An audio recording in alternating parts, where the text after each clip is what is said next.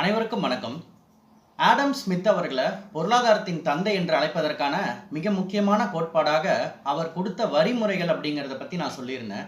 So அந்த Canon of taxation அப்படிங்கிறதுல என்ன இருக்குதுங்கிறத நான் உங்களுக்கு இந்த வீடியோவில் சொல்கிறேன். ஸோ ஒரு வரி என்பது ஏழைகளுக்கு குறைவாகவும் பணக்காரர்களுக்கு அதிகமாக இருக்க வேண்டும் அப்படிங்கிறது ஒரு மிக முக்கியமான கான்செப்டாக நம்ம ஆடம் ஸ்மித் அவர்கள் சொல்லியிருப்பார். அதே மாதிரி வரி என்பது கட்டாயமாக செலுத்தப்பட வேண்டிய ஒரு விஷயமாக இருக்கணும் அப்படிங்கிறதையும் சொல்லியிருப்பாரு.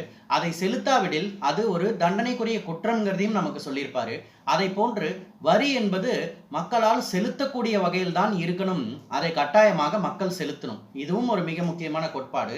நான்காவது பார்த்தீங்க அப்படின்னா, ஒரு வரியை வசூலிப்பதற்காக அரசு அதிக செலவினங்களை மேற்கொள்ளக்கூடாது. அவ்வாறு மேற்கொண்டால் அது அரசை பலவீனப்படுத்தும் அப்படிங்கிற மிக முக்கியமான கோட்பாடை தான் நமக்கு ஆடம் ஸ்மித் அவர்கள் வரி வசூலிப்பதற்காக சொல்லியிருக்கிறார்.